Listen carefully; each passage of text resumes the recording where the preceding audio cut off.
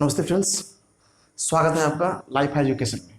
दोस्तों, हम लोग SSC GD, army group D और एनटीपीसी सीबीटी 2 का टेस्ट सीरीज कर रहे हैं। ऑलरेडी हमने टेस्ट 6 तक अपलोड कर दिया है। आज हम लोग टेस्ट 7 कर रहे हैं दोस्तों। आज हम लोग टेस्ट 7 कर रहे हैं। दोस्तों, यदि आपने 6 टेस्ट नहीं देखा है, उसको सॉल्व नहीं किया है, तो जाकर उसे भी सॉल्व करें। बहुत बेस्ट क्वेश्चन चुना गया है और उसको रखा गया है दोस्तों। आशा करता हूँ कि आपको सारे क्वेश्चंस अच्छे लगेंगे। बहुत अच्छा क्वेश्चन है दोस्तों, और वो एसएससी जीडी और ग्रुप डी और एनटीपीसी सीबीटी 2 में आपको बहुत ही फायदाकारक होंगे, बहुत ही आपको लाभदायक होगा दोस्तों। तो जाकर दोस्तों उन टेस्ट सीरीज को भी आप करें। और आज हम लोग कर रहे हैं दोस्तों टेस्ट 7। टेस्ट 7 का दोस्तों पहला क्वेश्चन आपके स्क्रीन पर बोर्ड पर ये लिखा हुआ है दोस्तों। इसको सॉल्व करें पहले खुद से, और हम लोग फिर सॉल्व करते हैं, फिर मिल के सॉल्व करते हैं। आइए दोस्तों, कह रहा है क्या, रीता की शादी 6 वर्ष पूर्व हुई थी। आज उसकी उम्र शादी के समय की उम्र का 1.1/4 गुना है। उसके पुत्र की उम्र 1/10 गुनी है। किसकी? उसकी उम्र की, मतलब रीता की उम्र की। तो उसके पुत्र की उम्र क्या है पूछा दोस्तों। तो दोस्तों यहाँ देखिए, 1/4 गुना है, 1.1/4 गुना है। इसको लिख सकते हैं दोस्तों तोड़ के 5/4 भिन्न के रूप में। यदि मैंने मान लिया कि रीता की शादी के समय की उम्र, शादी के समय उम्र यदि 4 साल हो दोस्तों, 4 उम्र हो, तो आज दोस्तों उसकी उम्र कितनी है? ये आज वर्तमान समय की बात कर रहा हूं दोस्तों। आज 5 हो गई दोस्तों। शादी के समय 4 थी और अभी 5 हो गई। अंतर कितने का आया? 1 साल का। मतलब 4 शादी के समय थी और 1 बढ़कर 5 हो गया। पर कहा दोस्तों नहीं, ये तो बढ़कर 6 साल के बाद हुआ है। 6 साल पहले शादी हुई थी दोस्तों, तो 6 साल के बाद होनी चाहिए। तो ये 1 नहीं होकर दोस्तों ये 6 साल है। कितने गुने हैं? 6 गुने हैं। तो आज रीता की उम्र ये भी 5 ना होकर ये भी 6 गुना होगा दोस्तों, 30 साल। तो रीता की वर्तमान उम्र कितनी होगी दोस्तों? तो रीता की वर्तमान उम्र 30 साल होगी दोस्तों अभी, क्योंकि ये वर्तमान शो कर रहा है और ये शादी के समय। तो पुत्र की उम्र क्या होगा दोस्तों? तो पुत्र की उम्र होगा दोस्तों आपको रीता की उम्र का 1/10। रीता की उम्र निकला वर्तमान 30 और 1/10 निकाल लेंगे दोस्तों, तो 10 या 30, 3 साल हो जाएगा पुत्र की उम्र। यही आंसर दोस्तों, ऑप्शन नंबर ए। आइए दोस्तों क्वेश्चन 2 करते हैं।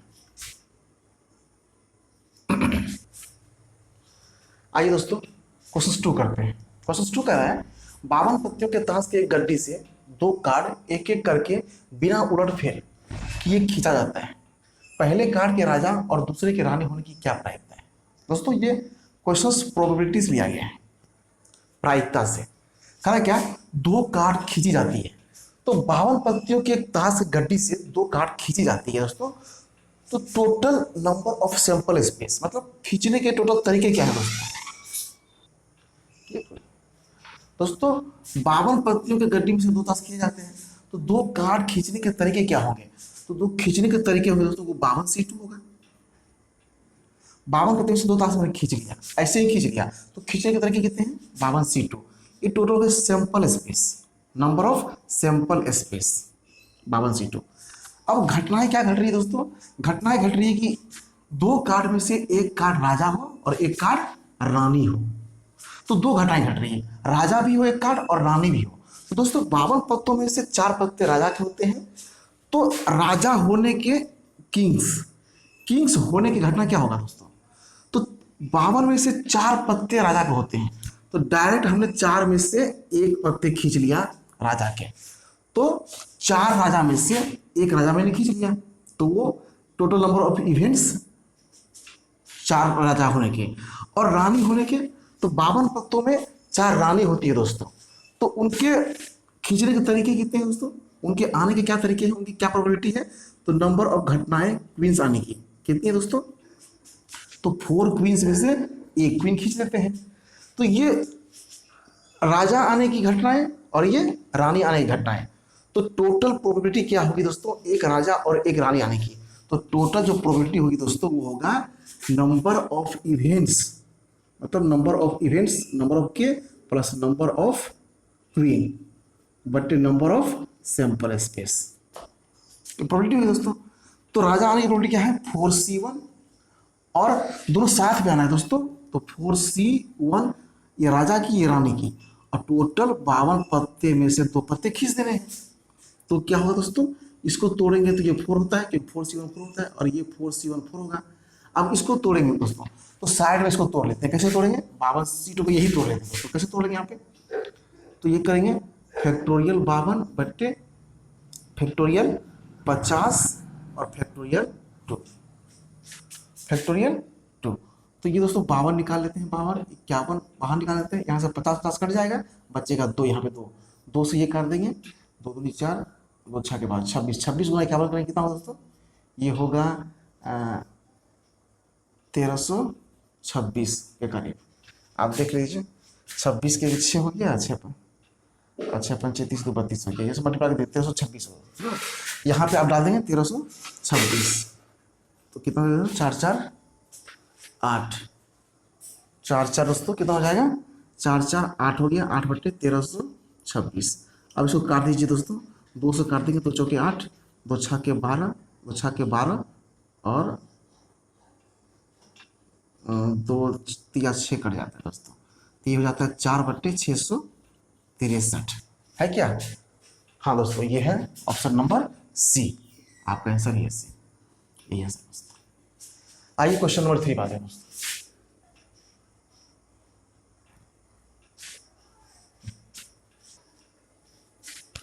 आइए दोस्तों क्वेश्चन नंबर 3 करते हैं।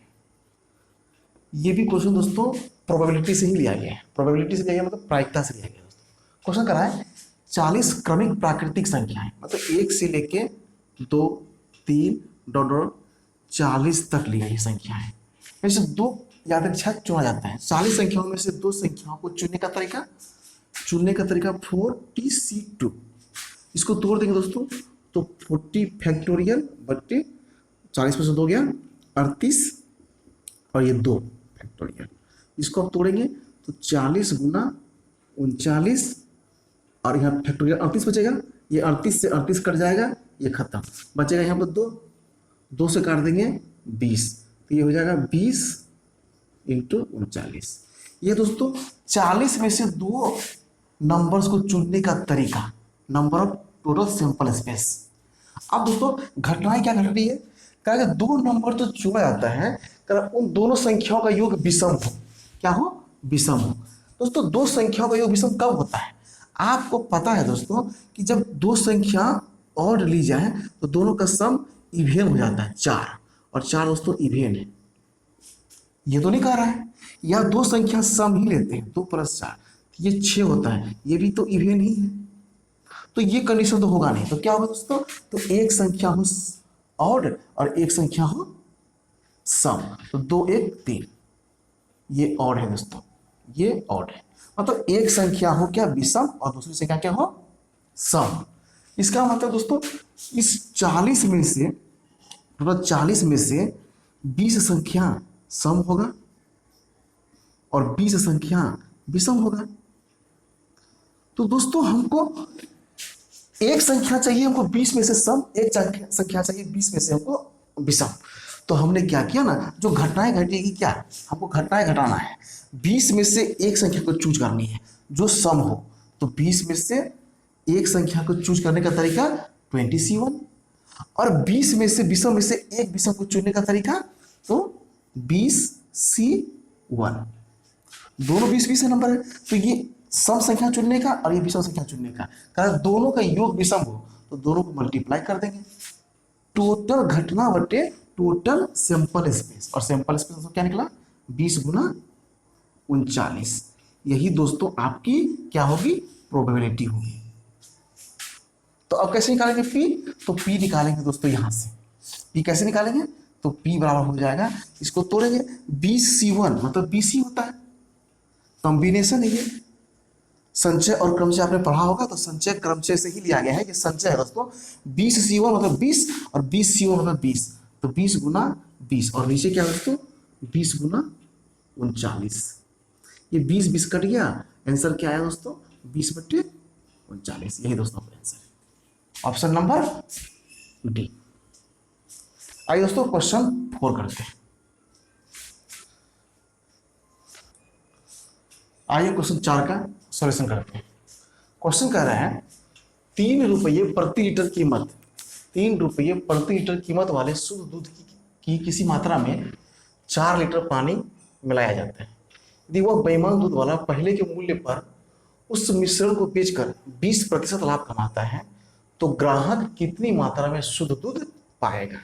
ऑप्शन आपके सामने है, सॉल्व कीजिए पहले, फिर आगे सॉल्यूशन देखिए। दोस्तों कहा गया 20% का प्रॉफिट कमा रहा है, दूध को बेचने पर 20% की प्रॉफिट कमा रहा है, मतलब 1/5 भिन्न के रूप में। यदि 5 रुपया कॉस्ट प्राइस होता तो उस पर 1 रुपया का प्रॉफिट कमा रहा है, या 1 रुपया प्रति लीटर के हिसाब से उससे वस्तु को खरीदा होता। तो मान लेते हैं कि 5 लीटर ही सामान खरीदा, तो 5 लीटर ही सामान खरीदा 5 रुपये के कॉस्ट पर और उसको 5 में ही बेचेगा। तो दोस्तों 5 में खरीद कर 5 में ही बेचेगा तो उससे नो प्रॉफिट नो लॉस होगा, कोई लाभ नहीं, कोई हानि नहीं। पर कहा कि नहीं 20% का लाभ हो रहा है। इसका मतलब क्या है दोस्तों कि दूध में कुछ ना कुछ मिलाया गया है, तो जो मिलाया गया ना वो पानी मिलाया गया, यही पानी है दोस्तों। मतलब 5 लीटर के दूध में इनिशियल वैल्यू है क्या, ये शुरुआती या तो कीमत मान लीजिए या तो दूध की संख्या मान लीजिए, शुरुआती दूध ही मान लीजिए। उसमें यदि 1 रुपये की लीटर से 5 लीटर का दाम 5 रुपये है, तो 5 रुपये में खरीदा तो उसको 5 में ही बेच दिया, तो नो लॉस नो प्रॉफिट।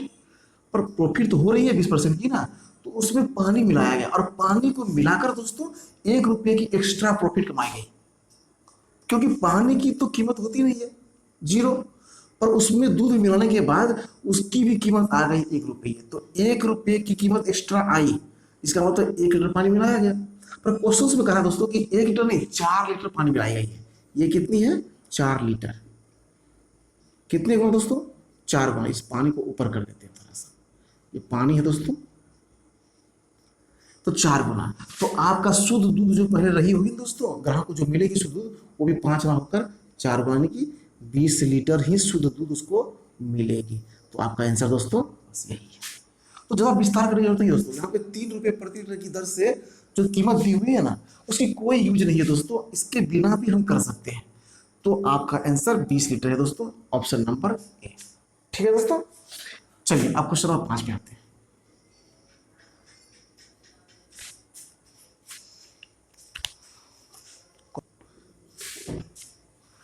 दोस्तों आइए क्वेश्चन नंबर 5 करते हैं। ये क्वेश्चन दोस्तों आपको ट्रेन से ली गई है, टाइम डिस्टेंस का पार्ट है और ट्रेन से मतलब रेलवे ट्रेन के विषय में ली गई है। दोस्तों क्वेश्चन कर रहा है कि एक रेलवे ट्रेन पी और क्यू स्टेशनों के बीच की दूरी को 48 मिनट में पूरी करती है। यदि उसकी चाल 5 मीटर प्रति घंटा बढ़ा दी जाए तो वह उसी दूरी को 45 मिनट में पूरी करेगी। तो उस ट्रेन की आरंभिक चाल क्या होगी। दोस्तों 2 स्टेशन है, एक है यहाँ P और एक है Q, इनके बीच की दूरी D हो तो दोनों केस में दोस्तों D कांस्टेंट है, मतलब दूरी कांस्टेंट है। और दूरी जब कांस्टेंट दोस्तों, दूरी का प्रोडक्ट क्या होता है V इंटू टी, चाल गुना समय, ये भी दूरी होता है। तो D कांस्टेंट है दोस्तों, तो V इंटू टी भी कांस्टेंट होनी चाहिए। क्यों, क्योंकि कहना है कि P से Q के बीच को ही दूरी को चाल बढ़ाकर तय की जाती है, तो दूरी तो कांस्टेंट है, तो V इंटू टी का प्रोडक्ट भी कांस्टेंट होनी चाहिए। यदि V कोई आरंभिक चाल हो, इनिशियल चाल हो दोस्तों, तो वो V इंटू टी मतलब V और पहले केस में 48 मिनट तय करता है दोस्तों, तो V इंटू टी मतलब 48, घंटा बदल देंगे तो 60 से डिवाइड कर देंगे। तो दोस्तों D कांस्टेंट है, दूरी कांस्टेंट है, तो दूरी का प्रोडक्ट V इंटू टी भी कांस्टेंट होगा। तो एक तरफ V क्या है दोस्तों, आरंभिक चाल ये है, तो समय लेता है 48 मिनट, घंटे में चेंज कर देंगे दोस्तों। दूसरी तरफ दोस्तों यही दूरी को, सेम दूरी को दोस्तों चाल में 5 किलोमीटर की वृद्धि कर दी जाती है, यानी कि अब V+5 हो जाती है। तो इसी दूरी को दोस्तों 45 मिनट में तय करता है, तो 45 मिनट में घंटा बदलने के दोस्तों 60 से भाग कर देंगे, यहाँ से 60 कट गया दोस्तों। अब मल्टीप्लाई कर दीजिए, 48 भी और 45 भी है, इधर आएगा दोस्तों तो कितना हो जाएगा, 48 में से 45 गया 3 भी, और दोस्तों यहाँ कितना होगा 5 गुना 45, तो यहाँ से भी कितना होगा दोस्तों 3 से काट देंगे, 15 या 45 और 15 × 5 = 75, 75 किलोमीटर पर आवर दोस्तों, यही उस आरंभिक चाल होती है। आंसर आपका 75 kilometre per hour, option number B, यही आरंभिक चाल है दोस्तों। बस इसी मेथड से निकालेंगे। आइए दोस्तों क्वेश्चन नंबर 6 करते हैं।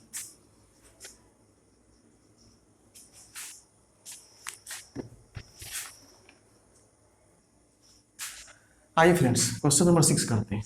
क्वेश्चन कर रहा है, एक व्यापारी किसी संपत्ति को उसके मूल्य के 3/5 में खरीदता है और मूल्य से 5% अधिक पर बेचता है, तो इस व्यवहार में उसे कुल लाभ क्या होगा, ये पूछ रहा है।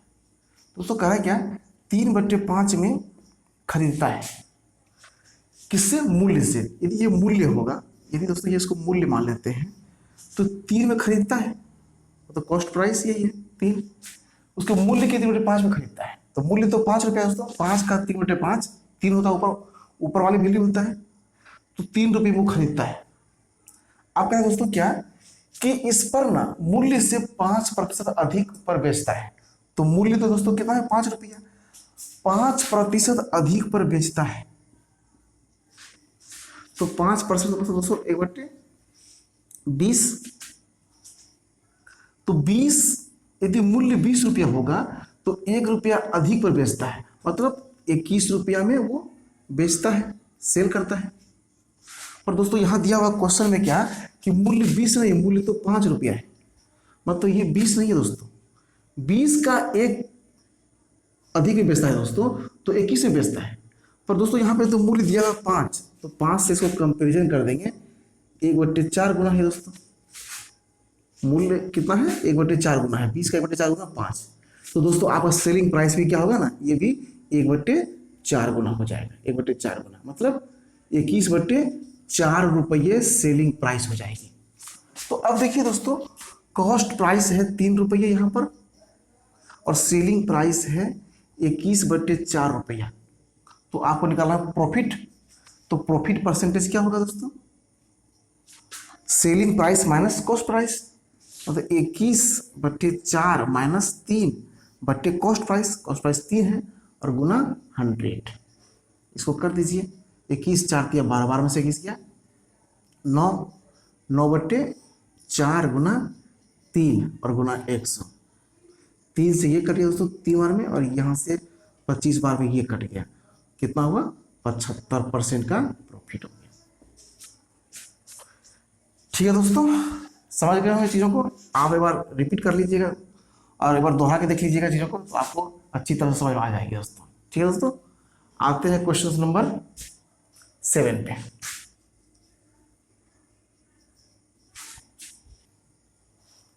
आइए दोस्तों क्वेश्चन नंबर 7 करते हैं। क्वेश्चन कह रहा है क्या, यदि 1 रुपया 60 वर्ष में साधारण ब्याज से, सरल ब्याज से 9 रुपया बन जाता है, तो प्रति वर्ष ब्याज दर क्या है, मतलब किस रेट से 1 रुपया 9 रुपया बन जाता है 60 साल में। तो 9 रुपया दोस्तों बन जाता है, ये क्या है, अमाउंट है, तो 1 रुपया आपका प्रिंसिपल है, मतलब मूलधन है, और 9 रुपया क्या है दोस्तों, 9 रुपया आपका अमाउंट है, ये प्रिंसिपल और ये है अमाउंट, मतलब मिश्र धन। दोस्तों 1 रुपया 9 रुपया बन जाता है, तो ब्याज कितनी मिलती है, तो साधारण ब्याज मिलती है दोस्तों 8 रुपये, और ये 8 रुपये का ब्याज दोस्तों 60 वर्ष में मिलती है। तो किस रेट से दोस्तों, रेट परसेंट निकालेंगे दोस्तों, क्या करेंगे, साधारण ब्याज को ऊपर रखेंगे 8 जो मिल रही है ब्याज, और ये कितने साल में मिल रही है, 60 साल में, तो 60 को नीचे कर देंगे, टाइम को नीचे कर देंगे, और 100 से मल्टीप्लाई कर देंगे, यहाँ से ये कट गया, ये कट गया, 2 से काटेंगे, 2 3 6, 2 चौके 8, 40/3, यानी कि 13.1/3% की रेट। इस रेट से दोस्तों धन इतना हो जाती है। ऑप्शन नंबर ए आपका सही है। चलिए दोस्तों क्वेश्चन नंबर 8 पे आते हैं।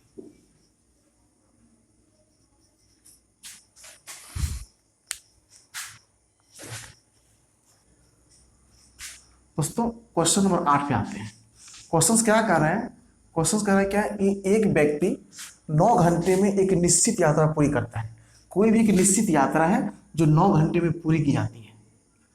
दूसरी तरफ उसको कह रहा है कि पहला आधा हिस्सा 4 किलोमीटर प्रति घंटा की दर से, और दूसरा आधा हिस्सा 5 किलोमीटर प्रति घंटा की दर से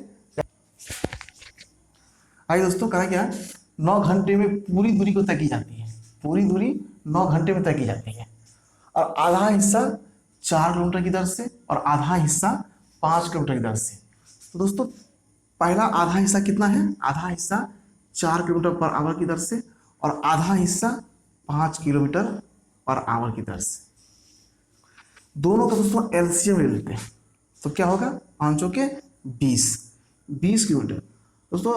आपको पता होगा दोनों का एलसीएम, जब ये स्पीड हो दिया हुआ स्पीड हो तो एलसीएम क्या होता है, ये एलसीएम निकालते हैं दोस्तों, ये डिस्टेंस होता है, दूरी होता है, ये दूरी होता है।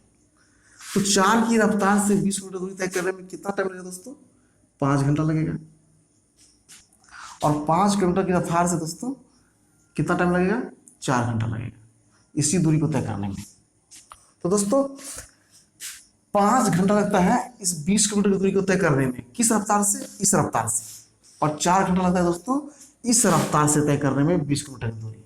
मतलब 5 घंटे में वो 20 किलोमीटर चलता है दोस्तों, तय करता है। और अगले 4 घंटे में फिर 20 किलोमीटर चलता है दोस्तों, क्योंकि आधा आधा हिस्सा बोल रहा है। तो 5 घंटे में 20 किलोमीटर और 4 घंटे में 20 किलोमीटर, टोटल टाइम दोस्तों लगता है उसको 9 घंटे, जो हम बोल रहा है कि 9 घंटे में तय करता है। तो टोटल दूरी भी दोस्तों कितना हो जाएगा, 20 + 20 40 किलोमीटर। तो 40 किलोमीटर की दूरी तय करता है दोस्तों। तो टोटल दूरी कितनी है दोस्तों, तो टोटल दूरी है दोस्तों 40 किलोमीटर। आपका आंसर है दोस्तों 40 किलोमीटर, क्योंकि ये दूरी ½ किलोमीटर दोस्तों, क्योंकि 4 किलोमीटर की स्पीड से ना आधी दूरी तय की जाती है, आधी दूरी तय की जाती है। और 5 किलोमीटर रफ्तार से दोस्तों अगली आधी दूरी तय की जाती है।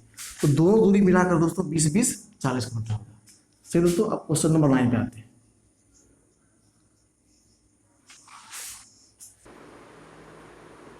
दोस्तों क्वेश्चन नंबर 9 पे आते हैं। क्वेश्चन क्या है, किसी प्लॉट की लंबाई चौड़ाई की 4 गुनी है। कोई प्लॉट है दोस्तों,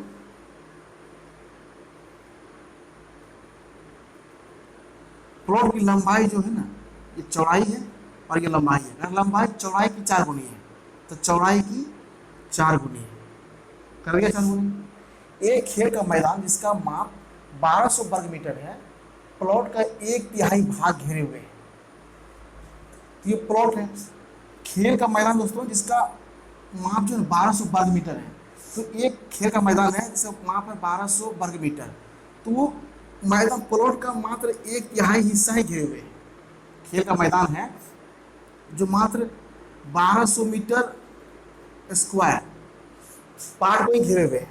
तो टोटल प्लॉट का 1/3 भाग घेरे हुए, प्लॉट का 1/3 भाग ही घिरा हुआ दोस्तों, इसकी माप है 1200 मीटर स्क्वायर। तो टोटल प्लॉट का क्षेत्रफल क्या है दोस्तों, तो प्लॉट की एरिया जो हो जाएगा दोस्तों, प्लॉट की एरिया, क्योंकि खेल का मैदान इसका 1/3 हिस्से घेरे हुए हैं, तो पूरी हिस्सा को दोस्तों घेरेगा तो कितना उसकी एरिया होगा, तो 1200 गुना दोस्तों 3, तो 3600 मीटर स्क्वायर पूरे प्लॉट की एरिया हो जाएगी। ठीक है दोस्तों। अब करते तो प्लॉट की एरिया, तो प्लॉट की लंबाई और चौड़ाई दी हुई है, तो लंबाई L × B ये क्षेत्रफल होता है, और ये दिया हुआ दोस्तों कितना, 3600 मीटर स्क्वायर। L का दोस्तों 4B डाल देंगे, क्योंकि L 4B के बराबर है, × B बराबर 3600। ये हो गया दोस्तों 4B स्क्वायर। 3600 4 से काटेंगे दोस्तों, 9 चौके 36, 900, तो B स्क्वायर हो गया 900। तो B कितना होगा दोस्तों, B होगा 30। तो दोस्तों लंबाई कितनी हो जाएगी, तो लंबाई हो जाएगा 4 × B, 4 × 30, 120 मीटर। आंसर ये होगा दोस्तों 120 मीटर। ओके दोस्तों, तो कितनी होगी दोस्तों लंबाई, लंबाई 120 मीटर हो गई। तो लंबाई 120 मीटर और चौड़ाई कितनी है दोस्तों, तो चौड़ाई हो गई 30 मीटर। ठीक है दोस्तों। आइए क्वेश्चन नंबर 10 करते हैं।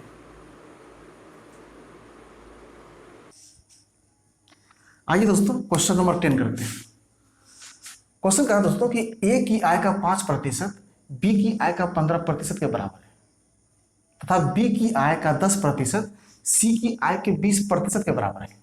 यदि सी की आय 2000 रुपया है तो ए, बी तथा सी के आय का योग क्या होगा। आइए दोस्तों सॉल्व करते हैं इसको। आप वीडियो को रोक कर सॉल्व कीजिए खुद से पहले, फिर आगे सॉल्यूशन देखिए। कारण क्या, ए की आय का 5% बी की आय के 15% के बराबर है, तो बी की आय का 15% मान लिया। दूसरे केस में दोस्तों कहा क्या, बी की आय का 10%, मतलब बी की आय का, तो बी की आय यदि बी हो तो उसका 10%, सी की आय यदि सी हो तो उसका, सी की आय का 20% के बराबर है, ये कह रहा है दोस्तों। आइए यहां से परसेंटेज को हटा देते हैं, कोई दिक्कत नहीं, यहां से परसेंटेज को हटा दिया। 5 से 3 कर दिया, 5 से एक बार में और 5 से 3 बार में, तो a इंटू 1 और b इंटू 3। हम यहाँ चाहेंगे a और b के बीच में रेशियो देखना चाहेंगे, तो क्या होगा दोस्तों, b को इधर कर देंगे और 1 को इधर कर देंगे, तो 3:1 का रेशियो आ गया। यहाँ दोस्तों हम चाहेंगे परसेंटेज घटाते, दोनों तरफ से परसेंटेज है और मल्टीप्लीकेशन में है, तो परसेंटेज दोनों तरफ से हटा दिए और यहाँ से काट दिया, 1 0 कट गया। b इंटू सी का रेशियो निकालना चाहेंगे दोस्तों, क्या होगा, तो c को इधर डिवाइड करेंगे, 1 को इधर डिवाइड करेंगे, तो 2:1 का रेशियो। अब दोस्तों a:b 3:1 है और b:c 2:1 है, तो इसको यहां पे पुट करते रखते हैं, यहाँ पे 2:1, उसको उठा के हटा दिया। दोस्तों आपको मैंने बताया था रेशियो के चैप्टर में, क्या बताया था कि तीनों के बीच रिलेशन निकालना हो तो क्या करेंगे, a:b:c के बीच रिलेशन निकालना हो तो कैसे निकालेंगे, बस कुछ नहीं करना है, ये सामने वाले को गुणा कर देंगे, 3 दूनी 6, बी के लिए क्रॉस गुना कर देंगे, इसके लिए ये गुना कर देंगे, इसके लिए ये गुना कर देंगे और लास्ट के लिए ये गुना कर देंगे, तो 3 दूनी 6 और 2 इकाई 2 और लास्ट के लिए 1 इंटू 1। दोस्तों ए बी सी के आय का अनुपात 6:2:1 हो गया, तीनों के आय का योग क्या होगा, तो 6 2 8 1 9, टोटल योग दोस्तों 9 होगा। पर दोस्तों क्वेश्चन में दिया हुआ क्या कि सी की आय 2000 रुपया है, यहाँ पे सी की आय कितनी दोस्तों, तो सी की आय दी हुई है 1, ये 1 नहीं है दोस्तों, कितना है 2000 रुपये, कितना गुना 2000 गुना, तो ये टोटल योग जो 9 है दोस्तों, ये 9 नहीं होकर ये भी हो जाएगा 2000 गुना ज्यादा, मतलब 18,000 रुपये इसका सही आंसर होगा। ऑप्शन नंबर दोस्तों डी आपका सही ऑप्शन है। दोस्तों आज के सेशन को यहीं समाप्त करेंगे। ये सारे क्वेश्चन दोस्तों प्रीवियस ईयर में पूछे हुए क्वेश्चंस हैं, रेलवे एनटीपीसी सीबीटी 2 में और रेलवे ग्रुप डी में। तो दोस्तों आशा करता हूं कि ये सेशन आपको अच्छा लगा होगा। इससे पहले भी मैंने 6 सेशन अपलोड कर चुका हूं, यदि आप उसे नहीं देखे हैं दोस्तों तो पहले जाके उसे भी देखें और इसे भी करें। इस तरह से टेस्ट सीरीज दोस्तों आती रहेगी, आप इन्हें सॉल्व करें, खुद से पहले सॉल्व करें, फिर वीडियो को देखें चलाकर। इस तरह के टेस्ट दोस्तों आगे भी आती रहेगी, आप प्रैक्टिस करते रहेंगे। यदि सेशन दोस्तों आपको अच्छा लगा हो तो लाइक करेंगे, शेयर करेंगे, दोस्तों के बीच शेयर करेंगे, और कोई क्वेरी हो दोस्तों तो कमेंट करेंगे, और चैनल को दोस्तों सब्सक्राइब नहीं किया अभी तक तो जाके दोस्तों सब्सक्राइब करें, ताकि आने वाले हर वीडियो का नोटिफिकेशन आपको पहले मिल सके। ठीक है दोस्तों, फिर मिलते हैं नेक्स्ट टेस्ट के साथ। ठीक है, थैंक यू, धन्यवाद।